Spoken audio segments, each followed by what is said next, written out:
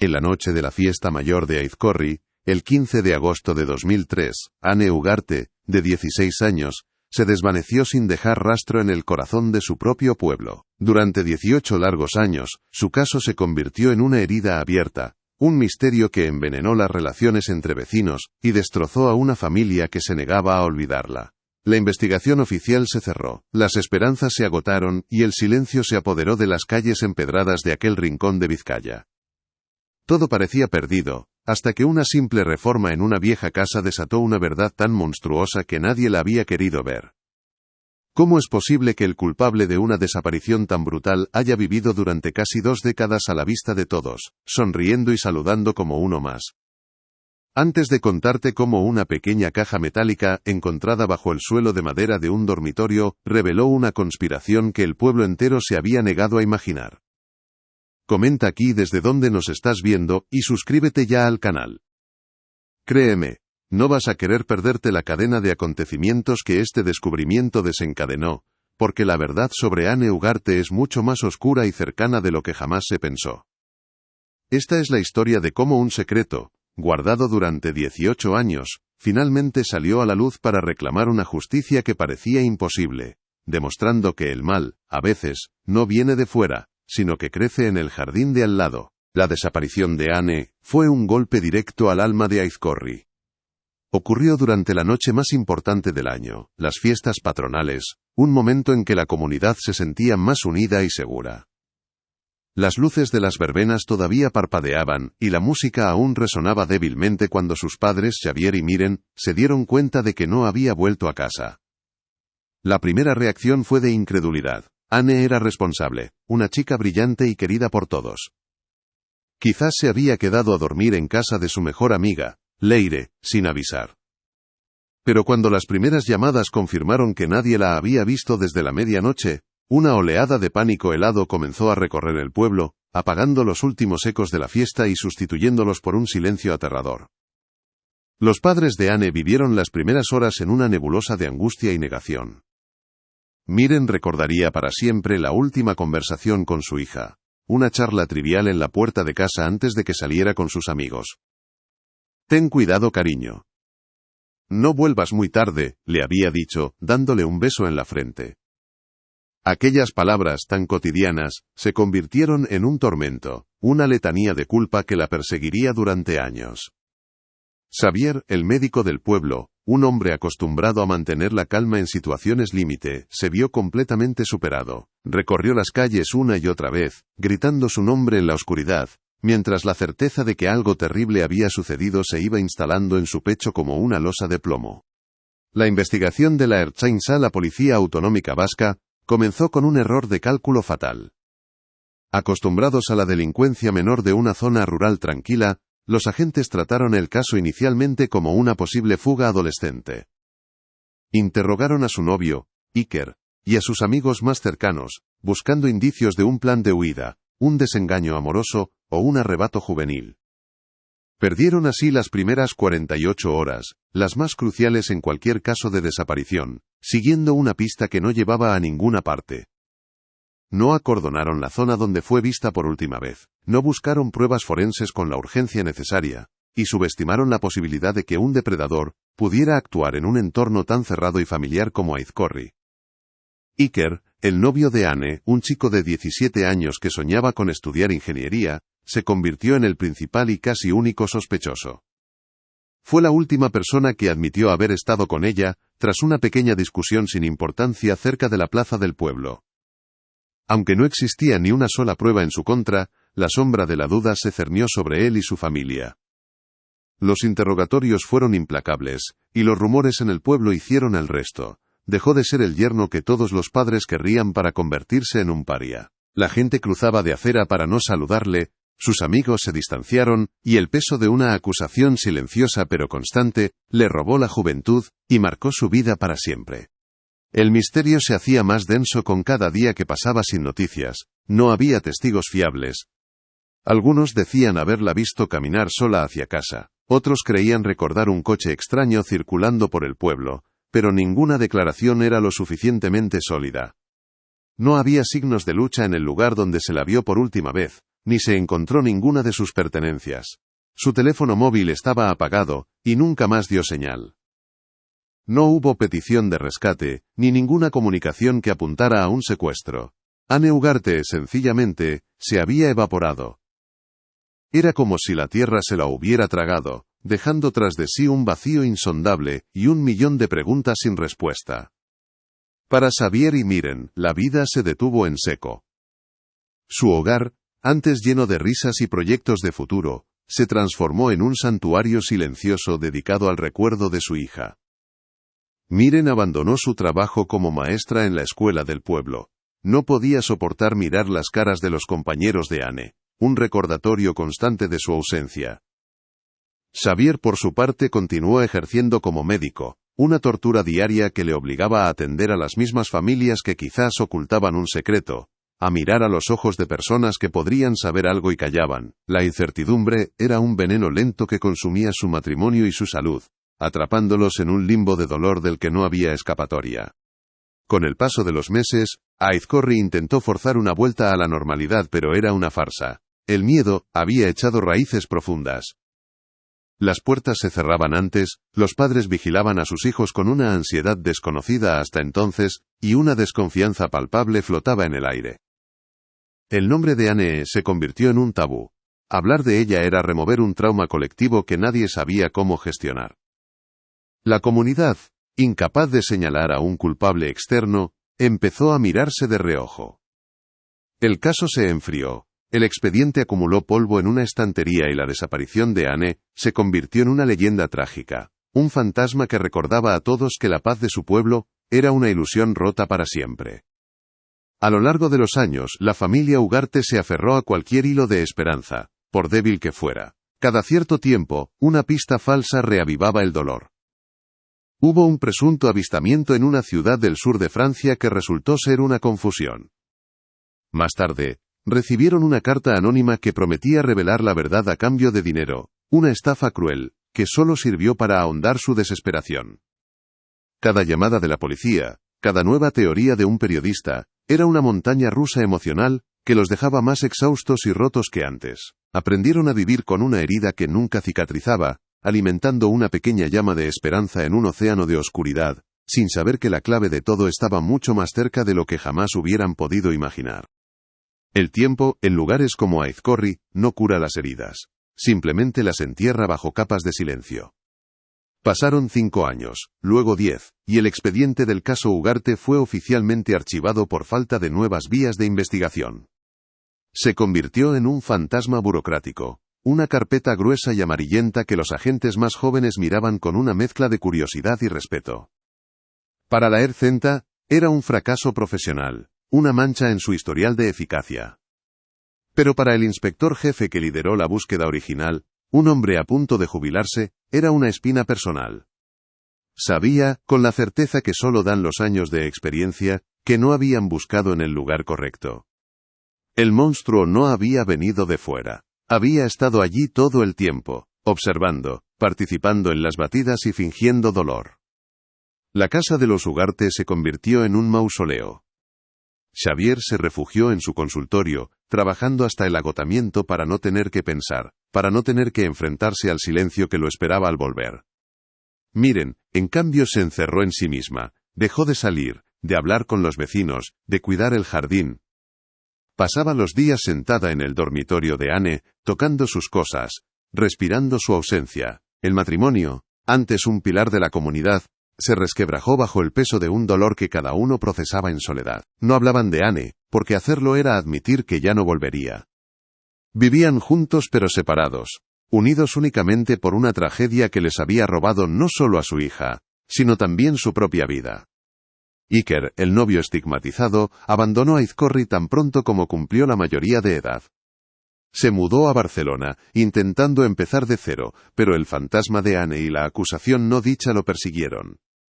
Cada vez que conocía a alguien nuevo, sentía la necesidad de explicar su pasado, de defender una inocencia que nunca le fue arrebatada legalmente, pero sí socialmente. La sombra de la sospecha le impidió mantener relaciones estables y le generó una desconfianza crónica hacia los demás. Se convirtió en un hombre solitario y taciturno, cuya juventud había sido sacrificada en el altar de la conveniencia de un pueblo que necesitaba un culpable, aunque fuera uno falso. Nunca volvió a Aizcorri, ni siquiera para visitar la tumba de sus padres. El lugar que lo vio nacer se había convertido en su infierno personal. En Aizcorri, se instauró una especie de pacto de silencio. Las fiestas patronales del 15 de agosto nunca volvieron a ser las mismas. La alegría siempre estaba teñida de un recuerdo amargo, de una ausencia que pesaba en el aire. Los niños que nacieron después de 2003 crecieron escuchando la historia de Ane Ugarte como un cuento de miedo para que no se fiaran de los extraños, aunque la lección real era mucho más terrible. El peligro podía tener el rostro de un amigo, de un vecino. La comunidad aprendió a vivir con su herida, a no tocarla, a fingir que había cicatrizado. Pero bajo la superficie, la desconfianza seguía latente. Cada discusión vecinal, cada mirada de reojo, estaba contaminada por el veneno de un misterio sin resolver. En 2018, 15 años después de la desaparición, un joven y ambicioso sargento de la Ertzaintza decidió reabrir el caso de oficio. Utilizando nuevas técnicas de análisis de datos y perfiles criminales, revisó cada testimonio, cada informe, cada cabo suelto. Volvió a interrogar a los amigos de Ane, ahora adultos con sus propias familias, y a los vecinos, cuyas memorias estaban distorsionadas por el tiempo y el rumor. Pero fue un esfuerzo inútil. Las pistas eran demasiado frías, el rastro se había borrado por completo. La gente repetía las mismas historias, las mismas sospechas infundadas sobre Iker, o sobre forasteros que pasaron por el pueblo aquel día. El sargento cerró el caso de nuevo, frustrado, pero su investigación tuvo un efecto inesperado. Removió el pasado y recordó a todos que la justicia para Ane seguía pendiente. El punto de inflexión llegó en 2021, 18 años después. Miren Ugarte falleció tras una larga enfermedad, consumida por la pena. Xavier, solo y devastado, tomó una decisión que para muchos fue la rendición final. Vender la casa familiar. No podía soportar un minuto más en aquel lugar impregnado de recuerdos. Quería mudarse a un pequeño apartamento en Bilbao, cerca de su hermana, y dejar atrás el pueblo que le había quitado todo. Poner la casa en venta fue como arrancar la última página de su historia. Para Aizcorri, el cartel de "se vende" en la fachada de la casa de los Ugarte simbolizó el cierre definitivo de una era, el reconocimiento colectivo de que la esperanza, finalmente, se había extinguido por completo. La casa fue comprada por una joven pareja de arquitectos de Bilbao, Jon y Maite. Buscaban un lugar tranquilo para criar a su futuro hijo, lejos del bullicio de la ciudad. Conocían la trágica historia de la casa, pero la veían como una oportunidad para darle una nueva vida, para llenarla de luz y risas de nuevo. No sentían el peso del pasado como los locales. Para ellos, era simplemente una vieja casa de piedra con mucho potencial.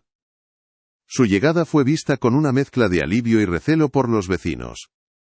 Eran gente de fuera, ajenos al pacto de silencio, y su presencia, sin saberlo, estaba a punto de romper el frágil equilibrio que Aizcorri había tardado casi 2 décadas en construir. Las obras de reforma comenzaron en el verano de 2021. Jon y Maite querían un diseño de espacios abiertos, lo que implicaba derribar algunos tabiques y levantar todo el suelo de madera de la planta superior, que estaba muy deteriorado. El ruido de los martillos y las sierras resonaba en la calle silenciosa, un sonido de cambio que incomodaba a algunos de los vecinos más antiguos. Era como si estuvieran profanando un santuario. Los obreros, ajenos al drama local, trabajaban con eficacia, arrancando el pasado para hacer sitio al futuro. Nadie podía imaginar que, al remover los cimientos de la casa, estaban a punto de desenterrar una verdad que cambiaría para siempre la historia del pueblo. El descubrimiento ocurrió una tarde de martes. Uno de los obreros, un hombre llamado Koldo, estaba levantando las tablas del suelo del que había sido el dormitorio de Ane. Al hacer palanca en una esquina cerca de la ventana, su herramienta golpeó algo metálico. Pensó que era una tubería vieja, pero el sonido fue sordo, no hueco. Con curiosidad, apartó los escombros y la tierra acumulada, y vio el borde oxidado de una pequeña caja de hojalata, no más grande que una caja de zapatos. Estaba encajada en un hueco deliberadamente hecho bajo el parqué. No era algo que se hubiera caído por accidente. Alguien la había escondido allí a propósito, con la intención de que nunca fuera encontrada. Koldo llamó inmediatamente a John, el nuevo propietario, que estaba supervisando la obra. Juntos, sacaron la caja del hueco. Estaba cerrada, pero no con candado. Con la ayuda de un destornillador, forzaron la tapa. El aire que salió de dentro, olía a humedad y a tiempo guardado. Sus corazones latían con una mezcla de expectación y nerviosismo. Dentro, sobre un lecho de tela descolorida, no había dinero ni joyas. Solo dos objetos, una vieja cinta de casete, de las que se usaban para grabar música de la radio, y una única fotografía Polaroid, boca abajo. Un escalofrío recorrió la espalda de John. En ese preciso instante, supo que lo que tenían en sus manos no era un tesoro infantil, sino la llave para resolver un misterio que llevaba 18 años esperando en la oscuridad. John le dio la vuelta a la fotografía con dedos temblorosos. La imagen, descolorida por el tiempo, era inequívoca y profundamente perturbadora. Mostraba a un hombre mucho mayor, una figura querida y respetada en Aizkorri, junto a un adolescente que no era Anne. Estaban en un entorno que parecía ser un despacho, y la postura del hombre, su mano en el hombro de la chica de una manera demasiado familiar, junto a la expresión incómoda de ella, dejaba poco lugar a la imaginación. No era una prueba de un crimen, pero sí de un secreto sucio, de una confianza traicionada. Maite ahogó un grito al reconocer al hombre. Era el antiguo director de la escuela del pueblo, jubilado hacía años, un pilar de la comunidad. En ese instante, la reforma de su casa de ensueño se convirtió en la escena de un crimen latente, y ellos, en los custodios de una verdad monstruosa. La primera reacción fue el pánico. ¿Qué debían hacer? Llamar a la Ertzaintza local, la misma que había señalado a un inocente, y había dejado que el caso se enfriara. La desconfianza era un instinto primario. Miraron la cinta de casete como si fuera un artefacto explosivo. Necesitaban escucharla, entender la magnitud de lo que habían encontrado antes de dar cualquier paso. Pero se toparon con un problema absurdamente moderno. En pleno 2021, nadie tenía un reproductor de casetes. La búsqueda se convirtió en una extraña odisea por tiendas de segunda mano y trasteros de amigos en Bilbao. Una carrera contrarreloj contra un pasado que de repente se sentía peligrosamente presente. Cada hora que pasaba con esa caja en su poder aumentaba la sensación de que estaban profanando algo sagrado, y a la vez, acercándose a una justicia que llevaba demasiado tiempo dormida. Finalmente, encontraron un viejo Walkman en una tienda de antigüedades. De vuelta en la casa, en el silencio del salón a medio reformar, conectaron los auriculares. El corazón de John martilleaba en sus oídos mientras introducía la cinta y pulsaba el botón de play.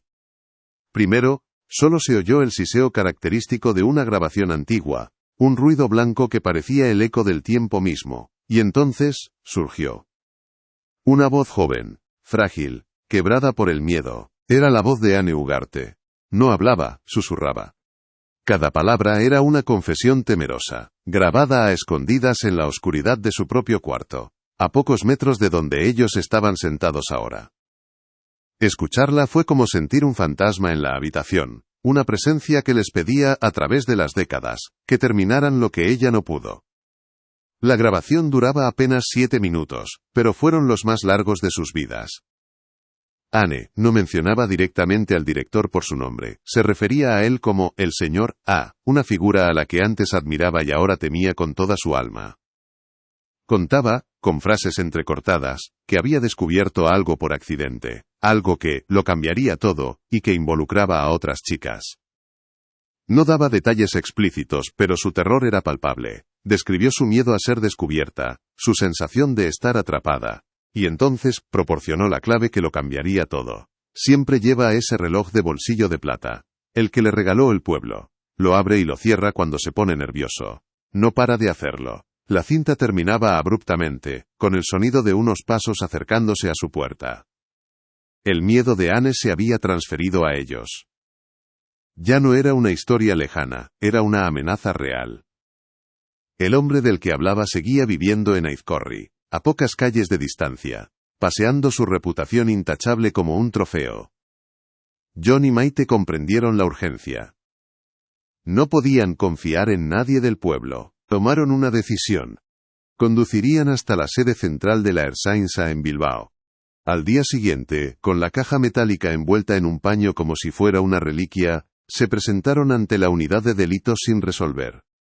Entregaron la cinta y la fotografía a un sargento que, al principio, los miró con el escepticismo propio de quien ha escuchado cientos de teorías extrañas. Pero bastó mencionar el nombre de Anne Ugarte para que su expresión cambiara por completo. La maquinaria policial, esta vez, se movió con una celeridad y una precisión que contrastaban brutalmente con la torpeza de 2003. La cinta fue enviada a un laboratorio de sonido forense. Los técnicos limpiaron el audio, aislando la voz de Anne del ruido de fondo y confirmando su identidad mediante comparación con viejos vídeos familiares. La fotografía fue analizada en busca de detalles, de cualquier reflejo o sombra que pudiera aportar más información. El caso de Anne Ugarte fue reabierto oficialmente esa misma tarde, bajo secreto de sumario. Por primera vez en 18 años, la investigación tenía un rumbo, un sospechoso que no era Iker, y una víctima que, desde su tumba, finalmente podía hablar y señalar a su verdugo. A pesar del secreto de sumario, una filtración era inevitable. Un periodista de un diario local, de los que habían cubierto el caso en sus inicios y nunca lo habían olvidado, recibió un soplo anónimo. El titular al día siguiente fue una bomba. Hallada una caja en la antigua casa de Anne Ugarte que podría resolver su desaparición. La noticia corrió como la pólvora. Aizkorri despertó de su letargo para encontrarse asediado por furgonetas de televisión y reporteros que preguntaban a los vecinos si sabían algo. La frágil paz del pueblo se hizo añicos. El fantasma de Anne ya no susurraba en los rincones. Ahora gritaba desde las portadas de los periódicos, exigiendo que todos se enfrentaran a la verdad que habían decidido ignorar. Para Xavier Ugarte la noticia fue como una descarga eléctrica en un corazón casi detenido. Se enteró por la llamada insistente de un periodista. Al principio, se negó a creerlo, harto de falsas esperanzas que solo servían para reabrir la herida. Pero cuando le describieron el hallazgo de la caja bajo el suelo del dormitorio de su hija, un lugar que él había pisado miles de veces, el mundo se le vino abajo. La posibilidad de obtener respuestas se mezclaba con una tortura insoportable. La idea de que la clave para encontrar a su hija había estado siempre allí, bajo sus pies, mientras él y Miren se consumían en la ignorancia y el dolor. La esperanza, cuando llega tan tarde, puede ser tan cruel como la propia ausencia. A cientos de kilómetros, en Barcelona, Iker leyó la noticia en su móvil durante una pausa en el trabajo. Tenía 35 años, una vida reconstruida a base de silencios y distancias, y el rostro de un hombre que había envejecido demasiado rápido. La vindicación que debería haber sentido no llegó. En su lugar, sintió una oleada de rabia helada. Durante 18 años, había cargado con la cruz de ser el novio sospechoso. Había perdido amigos, el respeto de su comunidad, y la oportunidad de vivir una juventud normal. La noticia no le devolvía nada de eso, solo confirmaba que su vida había sido destrozada por la ineptitud de unos y la malicia silenciosa de otros. Por primera vez en mucho tiempo consideró la idea de volver a Aizkorri, no para buscar paz, sino para exigir justicia. Mientras tanto, en Aizkorri la paranoia se instaló de nuevo, pero esta vez era diferente. Ya no se trataba de un forastero o de un chico atormentado. La filtración, aunque vaga, hablaba de una persona respetada. La comunidad se miró a sí misma en el espejo y el reflejo le devolvió una imagen monstruosa. ¿Quién era? ¿El alcalde de entonces? ¿El párroco? ¿El médico que no era Xavier? Cada saludo en la panadería, cada conversación en el bar, estaba cargada de una tensión insoportable. Los rumores se dispararon señalando a unos y a otros, envenenando el aire. El pacto de silencio se había roto, y en su lugar había surgido un tribunal popular donde todos eran, a la vez, jueces y sospechosos. El pueblo entero contenía la respiración, esperando saber cuál de sus héroes era en realidad el villano. El tiempo, en lugares como Aizkorri, no cura las heridas, simplemente las entierra bajo capas de silencio. Pasaron 5 años, luego 10, y el expediente del caso Ugarte fue oficialmente archivado por falta de nuevas vías de investigación. Se convirtió en un fantasma burocrático, una carpeta gruesa y amarillenta, que los agentes más jóvenes miraban con una mezcla de curiosidad y respeto. Para la Ertzaintza, era un fracaso profesional, una mancha en su historial de eficacia. Pero para el inspector jefe que lideró la búsqueda original, un hombre a punto de jubilarse, era una espina personal. Sabía, con la certeza que solo dan los años de experiencia, que no habían buscado en el lugar correcto. El monstruo no había venido de fuera, había estado allí todo el tiempo, observando, participando en las batidas y fingiendo dolor. La casa de los Ugarte se convirtió en un mausoleo. Xavier se refugió en su consultorio, trabajando hasta el agotamiento para no tener que pensar, para no tener que enfrentarse al silencio que lo esperaba al volver. Miren, en cambio se encerró en sí misma. Dejó de salir, de hablar con los vecinos, de cuidar el jardín. Pasaba los días sentada en el dormitorio de Anne, tocando sus cosas, respirando su ausencia. El matrimonio, antes un pilar de la comunidad, se resquebrajó bajo el peso de un dolor que cada uno procesaba en soledad.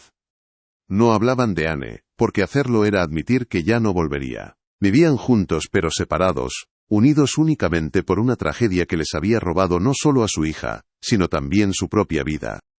Iker, el novio estigmatizado, abandonó Aizkorri tan pronto como cumplió la mayoría de edad. Se mudó a Barcelona, intentando empezar de cero, pero el fantasma de Anne y la acusación no dicha lo persiguieron. Cada vez que conocía a alguien nuevo, sentía la necesidad de explicar su pasado, de defender una inocencia que nunca le fue arrebatada legalmente, pero sí socialmente. La sombra de la sospecha le impidió mantener relaciones estables, y le generó una desconfianza crónica hacia los demás. Se convirtió en un hombre solitario y taciturno, cuya juventud había sido sacrificada en el altar de la conveniencia de un pueblo que necesitaba un culpable, aunque fuera uno falso. Nunca volvió a Aizkorri, ni siquiera para visitar la tumba de sus padres. El lugar que lo vio nacer se había convertido en su infierno personal. En Aizkorri se instauró una especie de pacto de silencio. Las fiestas patronales del 15 de agosto nunca volvieron a ser las mismas. La alegría siempre estaba teñida de un recuerdo amargo, de una ausencia que pesaba en el aire. Los niños que nacieron después de 2003 crecieron escuchando la historia de Anne Ugarte como un cuento de miedo, para que no se fiaran de los extraños, aunque la lección real era mucho más terrible. El peligro podía tener el rostro de un amigo, de un vecino. La comunidad aprendió a vivir con su herida, a no tocarla, a fingir que había cicatrizado. Pero bajo la superficie, la desconfianza seguía latente. Cada discusión vecinal, cada mirada de reojo, estaba contaminada por el veneno de un misterio sin resolver. En 2018, 15 años después de la desaparición, un joven y ambicioso sargento de la Ertzaintza decidió reabrir el caso de oficio. Utilizando nuevas técnicas de análisis de datos y perfiles criminales, revisó cada testimonio, cada informe, cada cabo suelto. Volvió a interrogar a los amigos de Anne, ahora adultos con sus propias familias, y a los vecinos, cuyas memorias estaban distorsionadas por el tiempo y el rumor. Pero fue un esfuerzo inútil, las pistas eran demasiado frías, el rastro se había borrado por completo. La gente repetía las mismas historias, las mismas sospechas infundadas sobre Iker, o sobre forasteros que pasaron por el pueblo aquel día. El sargento cerró el caso de nuevo, frustrado, pero su investigación tuvo un efecto inesperado. Removió el pasado y recordó a todos que la justicia para Anne seguía pendiente. El punto de inflexión llegó en 2021, 18 años después. Miren, Ugarte falleció tras una larga enfermedad consumida por la pena. Xavier, solo y devastado, tomó una decisión que para muchos fue la rendición final: vender la casa familiar. No podía soportar un minuto más en aquel lugar impregnado de recuerdos. Quería mudarse a un pequeño apartamento en Bilbao, cerca de su hermana, y dejar atrás el pueblo que le había quitado todo. Poner la casa en venta fue como arrancar la última página de su historia. Para Aizkorri, el cartel de "se vende" en la fachada de la casa de los Ugarte simbolizó el cierre definitivo de una era, el reconocimiento colectivo de que la esperanza, finalmente, se había extinguido por completo. La casa fue comprada por una joven pareja de arquitectos de Bilbao, Jon y Maite. Buscaban un lugar tranquilo para criar a su futuro hijo, lejos del bullicio de la ciudad. Conocían la trágica historia de la casa, pero la veían como una oportunidad para darle una nueva vida, para llenarla de luz y risas de nuevo. No sentían el peso del pasado como los locales. Para ellos, era simplemente una vieja casa de piedra con mucho potencial. Su llegada fue vista con una mezcla de alivio y recelo por los vecinos. Eran gente de fuera, ajenos al pacto de silencio, Y su presencia, sin saberlo, estaba a punto de romper el frágil equilibrio que Aizcorri había tardado casi 2 décadas en construir. El descubrimiento ocurrió una tarde de martes. Uno de los obreros, un hombre llamado Koldo, estaba levantando las tablas del suelo del que había sido el dormitorio de Anne. Al hacer palanca en una esquina cerca de la ventana, su herramienta golpeó algo metálico. Pensó que era una tubería vieja, pero el sonido fue sordo, no hueco. Con curiosidad, apartó los escombros y la tierra acumulada, y vio el borde oxidado de una pequeña caja de hojalata, no más grande que una caja de zapatos. Estaba encajada en un hueco deliberadamente hecho bajo el parqué. No era algo que se hubiera caído por accidente. Alguien la había escondido allí a propósito, con la intención de que nunca fuera encontrada. Koldo llamó inmediatamente a John, el nuevo propietario que estaba supervisando la obra. Juntos, sacaron la caja del hueco. Estaba cerrada pero no con candado. Con la ayuda de un destornillador, forzaron la tapa. El aire que salió de dentro olía a humedad y a tiempo guardado. Sus corazones latían con una mezcla de expectación y nerviosismo. Dentro, sobre un lecho de tela descolorida, no había dinero ni joyas. Solo 2 objetos, una vieja cinta de casete, de las que se usaban para grabar música de la radio, y una única fotografía Polaroid, boca abajo. Un escalofrío recorrió la espalda de John. En ese preciso instante, supo que lo que tenían en sus manos no era un tesoro infantil, sino la llave para resolver un misterio que llevaba 18 años esperando en la oscuridad. John le dio la vuelta a la fotografía con dedos temblorosos. La imagen, descolorida por el tiempo, era inequívoca y profundamente perturbadora. Mostraba a un hombre mucho mayor, una figura querida y respetada en Aizcorri, junto a una adolescente que no era Anne. Estaban en un entorno que parecía ser un despacho, y la postura del hombre, su mano en el hombro de la chica de una manera demasiado familiar, junto a la expresión incómoda de ella, dejaba poco lugar a la imaginación. No era una prueba de un crimen, pero sí de un secreto sucio, de una confianza traicionada. Maite ahogó un grito al reconocer al hombre. Era el antiguo director de la escuela del pueblo, jubilado hacía años, un pilar de la comunidad. En ese instante, la reforma de su casa de ensueño se convirtió en la escena de un crimen latente, y ellos, en los custodios de una verdad monstruosa. La primera reacción fue el pánico. ¿Qué debían hacer? Llamar a la Ertzaintza local, la misma que había señalado a un inocente y había dejado que el caso se enfriara. La desconfianza era un instinto primario. Miraron la cinta de casete como si fuera un artefacto explosivo. Necesitaban escucharla, entender la magnitud de lo que habían encontrado antes de dar cualquier paso. Pero se toparon con un problema absurdamente moderno. En pleno 2021, nadie tenía un reproductor de casetes. La búsqueda se convirtió en una extraña odisea por tiendas de segunda mano y trasteros de amigos en Bilbao, una carrera contrarreloj contra un pasado que de repente se sentía peligrosamente presente. Cada hora que pasaba con esa caja en su poder, aumentaba la sensación de que estaban profanando algo sagrado y, a la vez, acercándose a una justicia que llevaba demasiado tiempo dormida. Finalmente, encontraron un viejo Walkman en una tienda de antigüedades. De vuelta en la casa, en el silencio del salón a medio reformar, conectaron los auriculares. El corazón de John martilleaba en sus oídos mientras introducía la cinta y pulsaba el botón de play. Primero, solo se oyó el siseo característico de una grabación antigua, un ruido blanco que parecía el eco del tiempo mismo. Y entonces, surgió. Una voz joven, frágil, quebrada por el miedo. Era la voz de Anne Ugarte. No hablaba, susurraba. Cada palabra era una confesión temerosa, grabada a escondidas en la oscuridad de su propio cuarto, a pocos metros de donde ellos estaban sentados ahora. Escucharla fue como sentir un fantasma en la habitación, una presencia que les pedía, a través de las décadas, que terminaran lo que ella no pudo. La grabación duraba apenas 7 minutos, pero fueron los más largos de sus vidas. Anne no mencionaba directamente al director por su nombre, se refería a él como el señor A, una figura a la que antes admiraba y ahora temía con toda su alma. Contaba, con frases entrecortadas, que había descubierto algo por accidente, algo que lo cambiaría todo, y que involucraba a otras chicas. No daba detalles explícitos, pero su terror era palpable. Describió su miedo a ser descubierta, su sensación de estar atrapada. Y entonces, proporcionó la clave que lo cambiaría todo.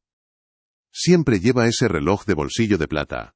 El que le regaló el pueblo. Lo abre y lo cierra cuando se pone nervioso. No para de hacerlo. La cinta terminaba abruptamente, con el sonido de unos pasos acercándose a su puerta. El miedo de Anne se había transferido a ellos. Ya no era una historia lejana, era una amenaza real. El hombre del que hablaba seguía viviendo en Aizkorri, a pocas calles de distancia, paseando su reputación intachable como un trofeo. John y Maite comprendieron la urgencia. No podían confiar en nadie del pueblo. Tomaron una decisión. Conducirían hasta la sede central de la Ertzaintza en Bilbao. Al día siguiente, con la caja metálica envuelta en un paño como si fuera una reliquia, se presentaron ante la unidad de delitos sin resolver. Entregaron la cinta y la fotografía a un sargento que, al principio, los miró con el escepticismo propio de quien ha escuchado cientos de teorías extrañas. Pero bastó mencionar el nombre de Anne Ugarte para que su expresión cambiara por completo.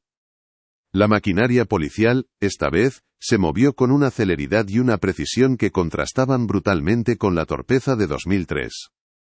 La cinta fue enviada a un laboratorio de sonido forense. Los técnicos limpiaron el audio, aislando la voz de Anne del ruido de fondo y confirmando su identidad mediante comparación con viejos vídeos familiares. Pero la pieza clave era la fotografía. Mientras la voz de Anne demostraba su miedo, la imagen era la primera prueba tangible de un comportamiento depredador.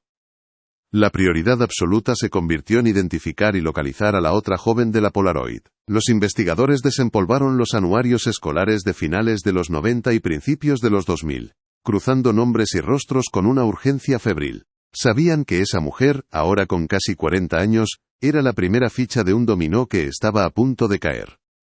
La búsqueda los llevó hasta una pequeña ciudad de la costa cantábrica, a más de 100 kilómetros de Aizkorri. Allí encontraron a Nerea, la chica de la foto.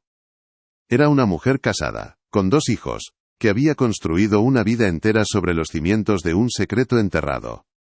Cuando 2 agentes de la Ertzaintza se presentaron en su puerta y le mostraron aquella vieja Polaroid, su rostro se transformó en una máscara de pánico. Al principio lo negó todo, con una vehemencia que casi parecía genuina, pero sus manos temblorosas y la mirada perdida la delataban. Los investigadores fueron pacientes. Le hablaron de Anne, de la cinta, de la posibilidad de que por fin se hiciera justicia. Le aseguraron que no estaba sola, que entendían su miedo, pero que su silencio solo servía para proteger al monstruo que había destrozado tantas vidas, incluida la suya. Tras horas de conversación en la cocina de su casa, con el sonido de sus hijos jugando en el jardín de fondo, Nerea se derrumbó. Su testimonio fue un torrente de dolor contenido durante 2 décadas. Describió con un detalle escalofriante el sistema de manipulación de Agustín Arrieta, el director, cómo se ganaba la confianza de las alumnas más vulnerables, ofreciéndoles apoyo académico, convirtiéndose en una figura paternal para luego, lentamente, cruzar todas las líneas. Confirmó que el despacho que se veía en la foto era el de la vieja escuela. Y entonces, pronunció la palabra que lo cambió todo: nosotras. No había sido la única. Con la voz rota, dio otro nombre, el de una compañera de clase que había sufrido lo mismo que ella. Una chica que, según recordaba, se había marchado del pueblo de forma repentina poco después de graduarse. La cascada de revelaciones se había iniciado. Los agentes localizaron a la segunda víctima, que vivía en Alemania. Su historia era un calco casi perfecto de la de Nerea. El mismo modus operandi, la misma manipulación psicológica, el mismo miedo paralizante, que la había empujado a huir de su hogar, para no tener que volver a cruzarse con él. Con 2 testimonios coincidentes, el caso ya no era sobre la desaparición de Anne. Era sobre un depredador en serie que había operado durante años con total impunidad, amparado por su intachable reputación. La investigación se expandió, revisando los expedientes de todas las alumnas que habían abandonado la escuela de forma abrupta, o que habían mostrado problemas de conducta inexplicables durante el mandato de Arrieta. El patrón que emergió era aterrador, una plaga silenciosa que había afectado a una generación entera de jóvenes de Aizkorri. Con este nuevo y terrible contexto, los investigadores volvieron a escuchar la cinta de Anne. Sus palabras ahora resonaban con una claridad espeluznante. He descubierto algo. Sobre él, y otras chicas. Comprendieron que Anne no había sido una de sus víctimas directas, sino algo mucho más peligroso para él, una testigo. Probablemente había escuchado una conversación, o quizás una de las chicas se lo había confesado, y ella, con su fuerte sentido de la justicia, había decidido actuar. La caja de hojalata no era solo un escondite para sus miedos, era una póliza de seguro, una colección de pruebas que una chica de 16 años había reunido valientemente para exponer a un monstruo. La noche del 15 de agosto, Arrieta no la silenció por lo que le había hecho a ella, sino por lo que ella sabía que él les había hecho a las demás. Agustín Arrieta, ahora un venerable anciano de casi 80 años que paseaba su fragilidad por las calles de Aizkorri recibiendo saludos respetuosos, fue puesto bajo vigilancia discreta. Los investigadores necesitaban atar todos los cabos. Reconstruyeron sus movimientos en la noche de la desaparición, reinterrogando a vecinos que en 2003 no habían sido considerados relevantes. Varios recordaron haber visto su coche circulando por un camino forestal a las afueras del pueblo a altas horas de la madrugada, algo inusual que en su momento atribuyeron a cualquier excusa trivial. Se revisaron sus registros telefónicos de la época, buscando cualquier conexión, y entonces, una anomalía en sus finanzas de aquel año, llamó la atención. Un gran retiro de efectivo, injustificado, 2 días después de que Anne se esfumara. El dinero no era para un chantaje. Era un pago. La investigación financiera los condujo a la pieza final del rompecabezas. El dinero había sido para el antiguo conserje de la escuela, un hombre solitario y con problemas de deudas que había dejado el pueblo poco después de la desaparición de Anne, alegando una herencia familiar repentina. Lo localizaron viviendo en una zona rural de Andalucía. Al ser confrontado, el hombre, ahora enfermo y consumido por la culpa, no tardó en confesar. Admitió que Arrieta lo había llamado aquella noche, presa del pánico. Anne lo había confrontado amenazando con contarlo todo. Hubo un forcejeo en su coche y ella se golpeó la cabeza. Arrieta, creyendo que la había matado, le pidió ayuda para deshacerse del cuerpo a cambio de saldar todas sus deudas.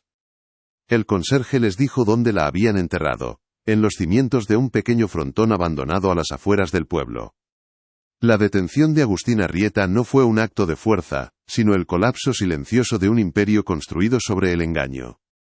A primera hora de la mañana, 2 agentes de paisano y el sargento al mando de la investigación se acercaron a él mientras realizaba su paseo diario por la plaza del pueblo, un ritual que reafirmaba su estatus de patriarca intocable. No le leyeron sus derechos ni lo esposaron, simplemente, se pararon frente a él, bloqueándole el paso. El sargento, con una calma gélida que contrastaba con la tormenta que estaba a punto de desatar, le dijo: «Agustín, necesitamos hablar sobre la noche del 15 de agosto de 2003».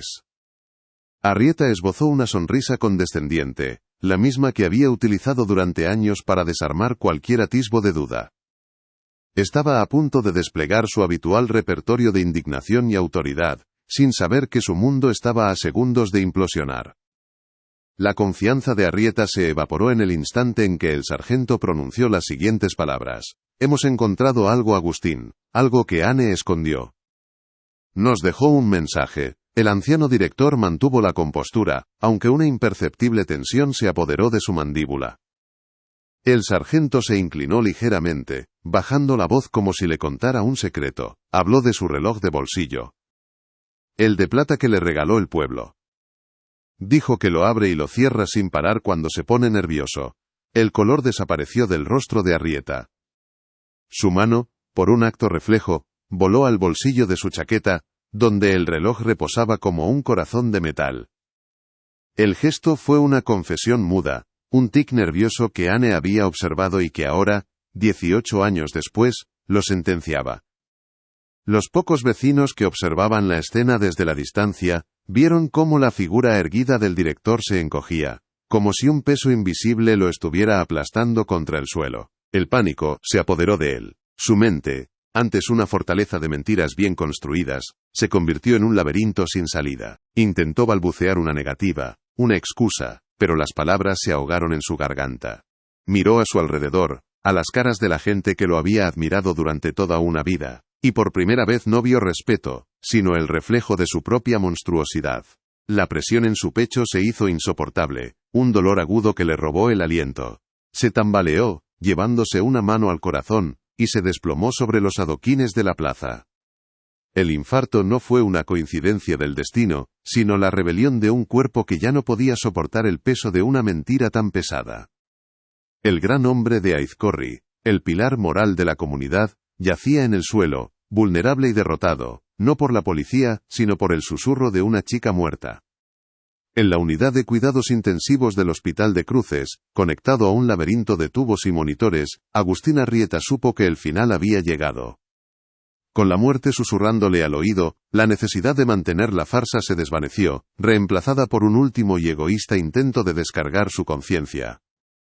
Le hizo una seña a la gente que custodiaba su puerta. Su confesión, grabada en una pequeña grabadora, fue un relato escalofriante y detallado. Contó cómo Anne lo había confrontado aquella noche en su coche, no por ella, sino por Nerea y las otras. Le dijo que lo sabía todo, y que se lo contaría a su padre. En el forcejeo la empujó, y ella se golpeó la cabeza contra el salpicadero. No murió al instante, pero el golpe fue fatal. Presa del pánico, llamó al conserje, su cómplice de silencios, y le ofreció dinero para que le ayudara a enterrarla donde nadie la encontraría jamás. Siguiendo las indicaciones exactas de la confesión, un equipo de la unidad científica de la Ertzaintza se desplazó al viejo frontón abandonado en las afueras de Aizkorri. La noticia se había extendido y, a una distancia prudencial, el pueblo entero observaba en un silencio sepulcral.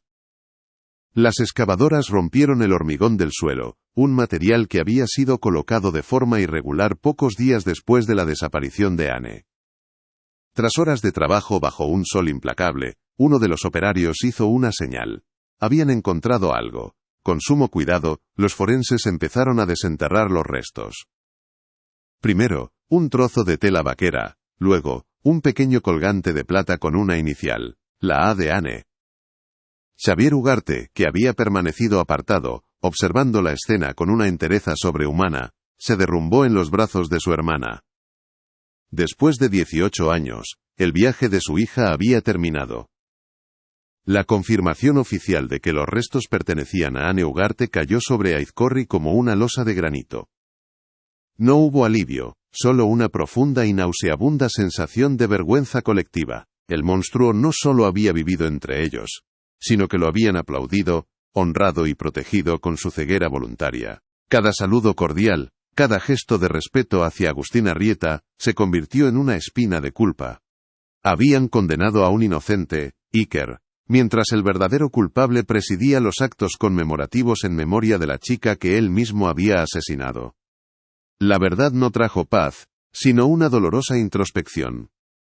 El pueblo tuvo que enfrentarse al hecho de que su idílica comunidad era una farsa, un escenario donde el mal había actuado a plena luz del día, disfrazado de virtud, y nadie, absolutamente nadie, se había dado cuenta.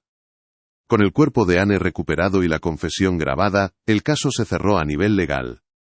Agustín Arrieta murió en el hospital 2 días después, llevándose consigo la posibilidad de un juicio y el castigo de la justicia humana. Pero para Aizkorri el juicio acababa de empezar. La verdad completa era mucho más que un asesinato. Era la historia de una red de abusos silenciados por el miedo, la crónica de una comunidad que prefirió la comodidad de una mentira a la incomodidad de la sospecha. La caja de hojalata de Anne no solo había resuelto un crimen, sino que había obligado a todo un pueblo a mirarse en un espejo roto, a reconocer las grietas en sus cimientos y a aceptar que la inocencia, una vez perdida, nunca se recupera del todo. La herida, por fin podía empezar a cicatrizar, pero la marca de la cicatriz sería eterna. El funeral de Anne Ugarte se celebró en una mañana gris de finales de verano, 18 años después de su muerte. Toda Aizkorri estaba allí, abarrotando la pequeña iglesia de piedra y desbordándose por la plaza. Era una congregación de fantasmas, de rostros marcados por el tiempo y la culpa. Xavier Ugarte se sentó en primera fila, un hombre envejecido prematuramente, cuya entereza era más aterradora que cualquier llanto. No derramó una lágrima. Ya las había agotado todas, en un desierto de casi 2 décadas de incertidumbre. Ver el pequeño ataúd blanco, tan definitivo, tan real, no le trajo paz, sino el peso aplastante de la finalidad. Por fin sabía dónde estaba su hija, pero esa certeza era un abismo. A su alrededor, Sentía las miradas del pueblo, una mezcla de pésame sincero y una vergüenza insoportable por haber caminado ciegos junto al monstruo durante tanto tiempo. Mientras Aizcorri enterraba a su hija, la justicia humana, aunque tardía, seguía su curso con el conserje. Su juicio fue rápido, casi un trámite.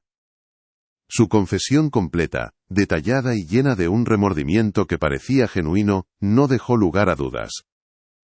Su defensa argumentó que había actuado bajo la coacción y la manipulación de una figura de autoridad a la que temía, un hombre que tenía el poder de arruinarlo.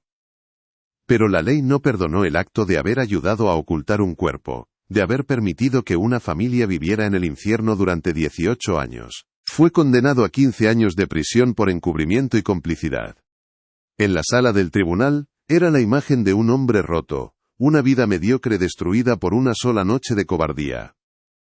No era el monstruo, pero había sido la herramienta del monstruo, y por ello pagaría el resto de sus días. Iker volvió a Aizcorri por primera y última vez para asistir al funeral. Su presencia fue un electrochoque para la conciencia del pueblo. Vieron al hombre de 35 años en el que se había convertido, y por un instante, recordaron al chico de 17 al que habían señalado y condenado en silencio. Algunos intentaron acercarse, a balbucear disculpas torpes que llegaban casi 20 años tarde. Él los miraba con unos ojos vacíos de rencor pero también de perdón, y simplemente se alejaba. Las disculpas no podían devolverle su juventud robada. Al final de la ceremonia, se cruzó con Xavier. No se dijeron nada. El padre de Anne solo le puso una mano en el hombro, un gesto que contenía todo el dolor y el reconocimiento que las palabras no podían expresar. Al día siguiente, Iker abandonó el pueblo para siempre, llevándose consigo las cicatrices de una vida que nunca eligió. Para Aizcorri, la verdad fue un veneno que purgó el cuerpo social de la peor manera posible. El nombre de Agustín Arrieta se convirtió en una maldición, borrado de las placas conmemorativas y de la memoria pública, pero grabado a fuego en la conciencia privada de cada habitante. La gente empezó a recordar pequeños detalles que antes parecían insignificantes. Una mirada demasiado larga a una alumna, un gesto de favoritismo, un comentario inapropiado disfrazado de consejo paternal. Cada uno de esos recuerdos era ahora una daga de culpa. La confianza, el pilar sobre el que se había construido la comunidad, se hizo añicos. Los vecinos se miraban unos a otros con una nueva suspicacia, preguntándose qué otros secretos se escondían detrás de las fachadas de piedra y las sonrisas amables. Aizcorri había sobrevivido, pero su alma estaba herida de muerte. Xavier Ugarte completó la venta de la casa a Jon y Maite. El acto ya no era una rendición, sino una liberación. Les agradeció, con una sinceridad que los conmovió, por haberle devuelto a su hija. Un mes después del funeral, dejó Aizcorri para siempre y se instaló en su pequeño apartamento de Bilbao. Con el dinero de la venta y sus ahorros, creó la Fundación Anne Ugarte, una organización dedicada a ofrecer apoyo psicológico y legal a jóvenes víctimas de abuso en entornos rurales, lugares donde el silencio y la reputación a menudo pesan más que la verdad. Fue su manera de transformar el dolor más insondable en un legado de protección. No podía salvar a su hija, pero quizás, con su historia, podría salvar a otras. Fue el último acto de un padre que nunca, ni por un solo segundo, dejó de luchar por la memoria de Anne. Aizcorri nunca volvió a ser el mismo. Las fiestas del 15 de agosto se siguen celebrando, pero la alegría es ahora más contenida, siempre precedida por un minuto de silencio en la plaza. La casa de los Ugarte, ahora llena de la luz y las risas de los hijos de Jon y Maite, es un símbolo de que la vida continúa, pero también un recordatorio permanente de la verdad que se escondía bajo su suelo. La historia de Anne se cuenta a las nuevas generaciones, no como una leyenda, sino como una lección brutal y necesaria. Aquel día, el pequeño pueblo vasco no solo encontró a una niña perdida, se encontró a sí mismo en el espejo y tuvo que aceptar que la peor de las bestias no es la que viene de fuera, sino la que duerme tras la puerta del vecino, sonríe en la plaza y espera pacientemente en la oscuridad. Si crees que ninguna víctima debe ser olvidada, y que la búsqueda de la verdad es fundamental, por favor, comparte este vídeo. No te olvides de suscribirte para más investigaciones profundas sobre casos que necesitan ser contados. Gracias por escuchar. Aizcorri nunca volvió a ser el mismo. La verdad, lejos de ser un bálsamo, actuó como un disolvente que corroyó los cimientos de la comunidad. La confianza, antes un bien tan abundante como la hierba de sus prados, se convirtió en un recurso escaso y preciado. Los vecinos aprendieron a vivir con una doble memoria, la del pueblo idílico que creían habitar, y la del lugar real donde un monstruo había sido honrado mientras una niña yacía bajo el hormigón. Las sonrisas en la calle se volvieron más cautelosas, los saludos más medidos. El silencio que antes servía para ocultar el dolor ahora era un silencio de introspección, el murmullo constante de una pregunta que flotaba en el aire de cada hogar: ¿en quién más nos equivocamos? ¿Qué otras verdades terribles duermen bajo la aparente normalidad de nuestras vidas? El legado más tangible de esta tragedia nació de la voluntad de un padre por transformar el dolor en propósito. Con el dinero de la venta de la casa y los ahorros de toda una vida, Xavier Ugarte creó la Fundación Anne Ugarte. Su misión era simple pero poderosa: ofrecer apoyo legal y psicológico a jóvenes de entornos rurales que se encontraran en situaciones de abuso o vulnerabilidad. La fundación se especializó en combatir el tipo de silencio cómplice que había permitido que Arrieta actuara con impunidad durante décadas. No era un monumento de piedra sino una red de seguridad viva y activa. De esta forma, el nombre de Anne, que durante años fue sinónimo de una ausencia dolorosa, se convirtió en un faro de esperanza y protección para otros. Su memoria honrada no con lágrimas, sino con acción. La onda expansiva de la verdad alcanzó a todos los que fueron tocados por el caso. Iker recibió disculpas formales del ayuntamiento y de la Ertzaintza, pero eran palabras vacías que no podían restaurar su juventud perdida. No aceptó ninguna compensación económica. Su única exigencia fue que su historia se enseñara en las academias de policía como un ejemplo de los devastadores costes humanos de una investigación sesgada. Para Nerea y las otras mujeres que habían sido víctimas de Arrieta, la revelación pública fue un proceso doloroso y liberador a partes iguales.